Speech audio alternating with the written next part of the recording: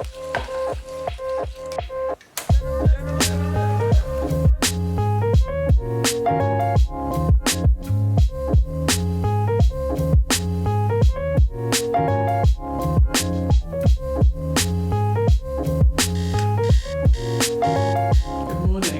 I've just woken up, it is very early, the sun is rising, which is beautiful. And the reason that I'm up early today is because I work the best in the morning. It is this beautiful time where it's a fresh start. My roommates are generally asleep, so I sort of have this space to myself. I reflect, I get intentional about the day. And in the case of today, I smash work. My good friend V often says, the game is the game and we came to play. That's how I feel today. The game is the game, university is the game. I came to play. Through being here today, I'm actually kind of on it. I have 3 classes today till midnight. I have a bunch of readings to do, but I also have an assignment. Welcome to me trying to complete this assignment in 3 or 4 hours. Everyone works differently, but for me, I don't like to do essays in bits.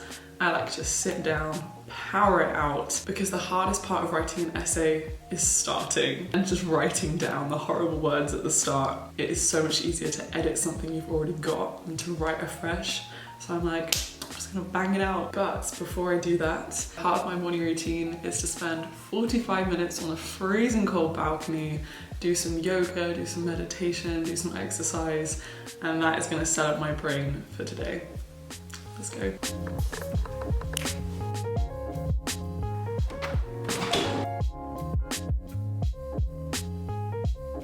I can't tell you how game-changing it is in lockdown to get changed almost as soon as you get out of bed. I don't let myself go on my phone in bed, and I think that fundamental difference paired with getting changed just gives me a happier day. So I'm just lying here after having done a meditation and half an hour of yoga. I can't tell you how perspective changing it is to do meditation. I know it's got this stereotype of being hippie and only related to spirituality. I'll link some non-scary guided meditations in the description or something. But when I open my eyes, I genuinely just see the world differently. I just laid here for a second, I just looked at the sky, I just admired the cloud formations, and then some birds were flying past. Kind of similar to the benefits of cold showers. I don't know if you've ever heard of that. I think there's something really grounding about it being freezing cold on the balcony, because especially during lockdown, I spend all day in that beautifully heated apartment, and to just spend 45 minutes being cold, it makes me appreciate the heat so much more. And I don't know, I think the cold is calming. And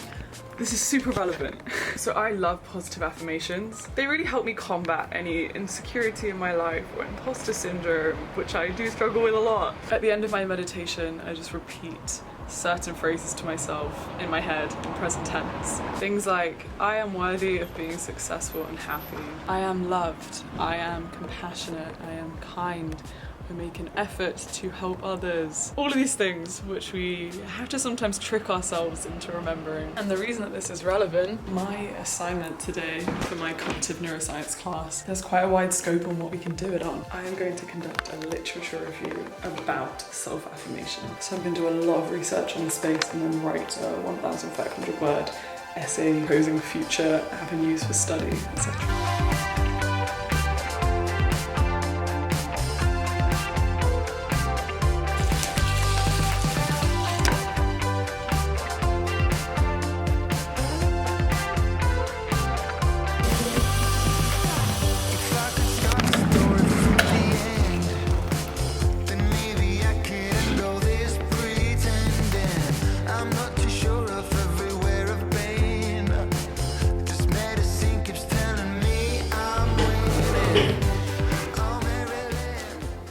If you guys have been following me for a while, then you would know that I love Notion. Notion is where I have high-level plans for my month, my week, and my day. So here I just firstly wrote a reflection in my journal. I answered a few gratitude prompts for the day. One really interesting prompt is, can you come up with an experiment that might be interesting to run today?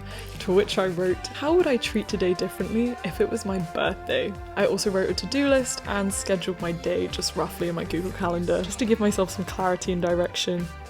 I also had 3 classes to plan for. I just had a shower, I just got changed. I I haven't done ironing in a long time, so just ignore the many creases on my jumper. I've planned out my essay and I'm ready to write. Okay, so through my research, I have narrowed it down to a very specific subsection of self-affirmations. Specifically, I'm interested in how affirmation can affect those in minority positions and seeing how affirmation can combat existing stereotypes around social groups. So for example, there's this thing called social identity threat.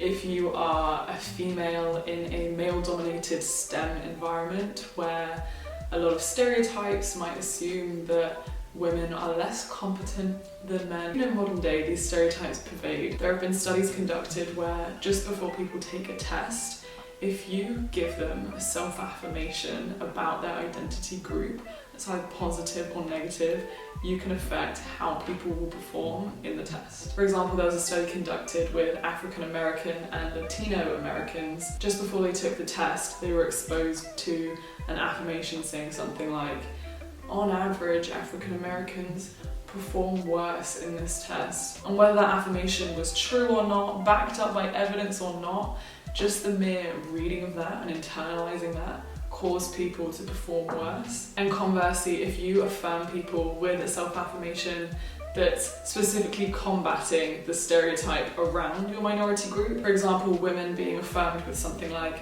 women are competent in STEM subjects. Like, I as a woman am worthy and competent of succeeding in this exam. If they were affirmed with that before the test multiple times, they were more likely to succeed. What's interesting too is the study with the African American and Latino Americans. 2 years later, the students who were affirmed, so they did the self-affirmations before every test, had higher GPAs than their non-affirmed peers. 2 years later, that's crazy. And self-affirmation here was not as powerful in the white students. There was both a control and there were white students who would affirm with the same affirmations around their group, but because there weren't those negative implicit bias stereotypes against white students in the space, those affirmations didn't really benefit them in any way. And of course, this is a really complex field with a lot of inconclusive evidence, but from my limited research, that's what I'm going to explore, is I'm going to explore how valid are these studies. I'm going to write a literature review of everything that I can find in this niche space of self-affirmation. From what I understand right now, there are a lot of factors that determine the efficacy of self-affirmation. Some of them being frequency, how often you affirm, some of them being timing, like how close to the event that you want to perform better in, the relevance of the affirmation that you're choosing to your own life or your own insecurity or your own worries. But yeah, the brain is so interesting. It is so powerful. It is mind-blowing to me that it's not just about your knowledge and how much you know, but this element of confidence and self-belief does play a role in performance. I have hypotheses as to why that might be from a neuroscience perspective. I'm going to dig into this more. My aim is to finish the first draft of this essay in 3 hours, which is ambitious because I still need to do some more research and cite many references. But we got this. Let's go. And so I began. I think there's something really special about getting into a research flow. As I said, the hardest part is starting, but when you're there, time just passes and your brain is swirling with ideas, and it's like you have this essay roadmap spanning your brain where all the ideas sit in isolation and it's your job to thread them together with your fingers tapping away at the keys. I have different types of assignments. Some are essays, like this literature review. Others are problem sets. For my finance business class, we'll be given a case study with financial documents to analyse, which we have to pull together with calculations and write an essay to create strategy. Personally, I am a wordy person. I love essays. They're my favourite format of an assignment to do. I love the idea of putting together so much research to help formulate a really cohesive idea. This assignment was really cool. I think I had like 20 different references. I just read so much. One sad thing that I think our university teaches us is just how to bang out stuff without necessarily taking weeks to perfect the essay, or do loads of research just because of the high density of assignments that we have. I've written my introduction, the first paragraph, and I've got my full essay plan, so I know where I'm going. So many references. I know it's a literature review, but so many. I'm really intrigued. Are you an essay planner? Are you just a spontaneous go ahead and write without a plan? Because for some people that works, and I'm just amazed. I'm like, how can you do this? Good morning. Welcome to having roommates. My headphones are the signal that I am doing work.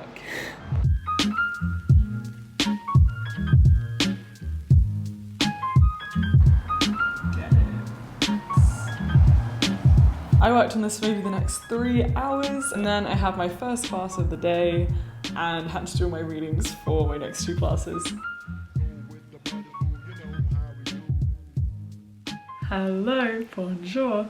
So it is now midnight and I just finished my last class of the day. I have class from 6 till 7:30 and then another from 10 till 11:30, just because of COVID and this being a weird semester and like everyone being scattered around the world and we have to compromise. It's not the end of the world because both my roommates are also in that class, so you just kind of get through it. So this morning I'm proud I finished pretty much my first draft of that assignment. I'm actually somewhat ahead because it's due the day after tomorrow. That doesn't happen a lot with me right now. I'm normally like treading water, trying to not drown in all the work. So doing okay. It's really interesting though. I love what I'm studying. I don't have full clarity on what I want to do in the future yet. But yeah, so I do cognitive neuroscience and then I also do a minor in business currently. I just have my finance class, which is my least favourite class, but is fascinating in terms of improving my worldview. I understand so much more. Today we did foreign currency risk and transfers and how companies hedge risk, which also led me down this long hole of videos just out of interest because I realised I don't really understand the world as much as I thought I did. How is currency priced? I couldn't have really told you. How does inflation actually work? I couldn't have really told you that either. Now I feel like I get it. Beyond the world of classes and readings and assignments, my casual magic of today was I went on a little bike ride with Lara, who is my roommate, and it was so rainy and so windy and outwardly very miserable. But I've got to say, when you're inside all day long, there's something really cathartic about rain. Like I was cycling along and it's kind of that, it was that spitting rain, you know, where it's sort of oddly refreshing. We went by the canal, we supported our favourite vegan donut place in Berlin. We just had beautiful vegan donuts. And then most of the day when I was just doing my studying, you have the gorgeous sound of the pitter-patter rain. Again, life is what you make of it, isn't it? So I could be sitting here complaining about the rain, but I choose to see it as cozy. Okay, thank you so much for watching. I am gonna head to sleep. It's been a long day. I'm gonna have a bit of a lie-in tomorrow. I really want to do like a dance workout or some high energy fun workout on the balcony. Wherever you are today, whatever you've got to get done, whatever's on your mind, I'm sending you love. I'm sending you some kind of peace. Even though it can be difficult, I do believe that you can do your work without this fear that comes from hustle culture and instead some feeling of, I love learning. Learning is fun. What can I gain from this? Whatever you've got to do today, do you have to do it or do you get to do it? That's my question. I'm lucky to be at this uni, happy to be here. I get to do this beautiful assignment and that's the mindset we're gonna have. Oh, before I go to bed, I'm so proud because I have always wanted to be a consistent journaler because life is so amazing, right? And all these amazing things happen and you have all these feelings towards people and life and you just forget them. Like I will look back on my life here and have a way muted version of everything that I'm experiencing right now. So I have kept a daily diary like 90% of the days, 6 out of 7 days a week here, which is incredibly rare for me and I'm very proud. Even when I'm exhausted, even when it doesn't feel like anything's happened that day, I will write at least one line of what happened, a few bullet points, and then I end up just scribbling out my feelings. I'm gonna write my journal and that's my day. See you later.